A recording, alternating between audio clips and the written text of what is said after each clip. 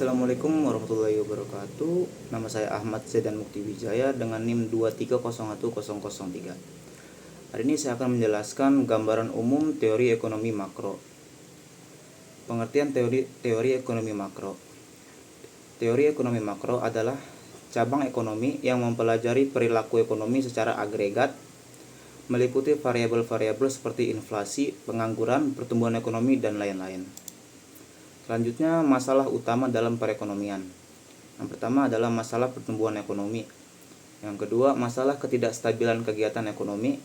Dan ketiga, masalah pengangguran dan inflasi. Dan terakhir, masalah neraca perdagangan dan neraca pembayaran. Selanjutnya, perkembangan teori ekonomi makroekonomi. Faktor utama yang menentukan prestasi kegiatan ekonomi suatu negara adalah pengeluaran agregat.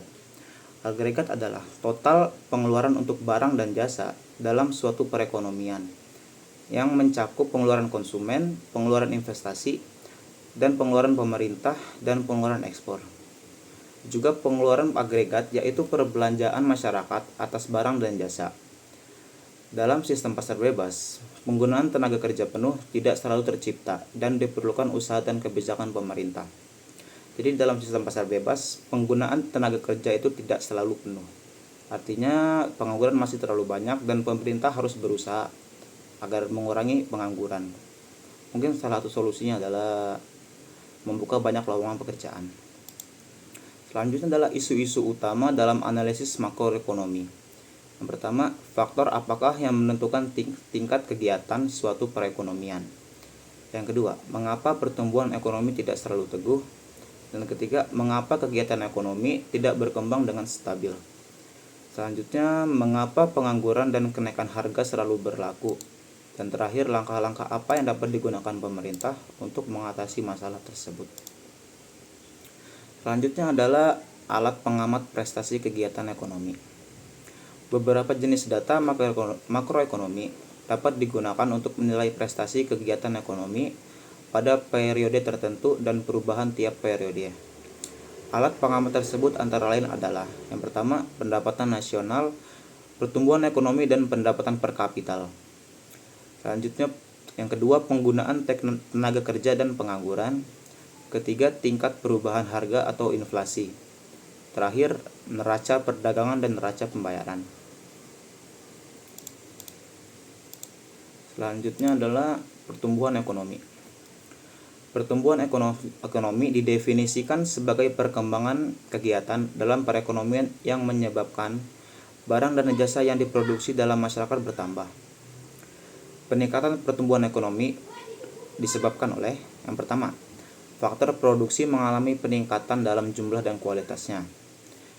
Dan kedua, investasi yang dilakukan meningkatkan jumlah barang modal. Jadi ketika investor banyak menginvestasikan uang mereka kepada perusahaan tersebut akan memiliki banyak modal dan produksi mereka akan semakin banyak dan semakin cepat, sehingga pertumbuhan ekonomi akan semakin meningkat. Yang ketiga, teknologi yang selalu berkembang. Teknologi juga sangat mengaruh terhadap pertumbuhan ekonomi. Dengan kemajuan teknologi, perusahaan akan memanfaatkan teknologi tersebut untuk memproduksi barang, produk atau jasa semakin cepat. Tenaga kerja bertambah karena bertambahnya penduduk. Bertambahnya penduduk juga akan semakin membuat banyak tenaga kerja. Tapi itu juga akan membuat faktor yang sebaliknya.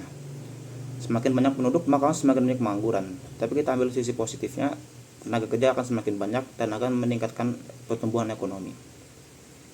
Terakhir, pengalaman kerja dan pendidikan meningkatkan kualitas tenaga kerja.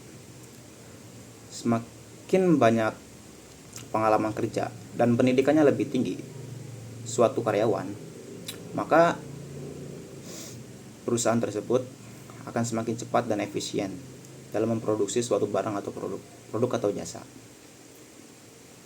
Selanjutnya adalah pendapatan nasional.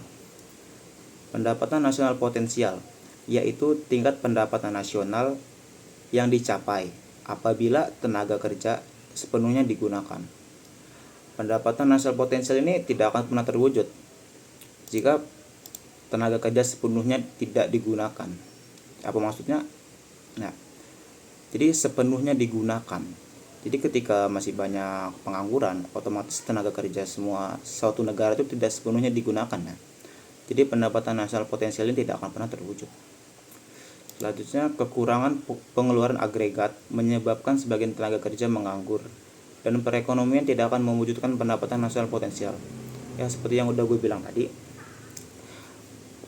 agregat itu kan itu data untuk transaksi pengeluaran suatu daerah gitu ya. Dan ketika itu kecil gitu, pengangguran akan semakin banyak.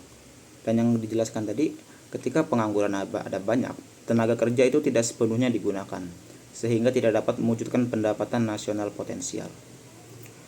Yang ketiga, perbedaan antara pendapatan nasional potensial dengan pendapatan nasional sebenarnya itu dinamakan jurang produk nasional bruto atau disingkat PNB.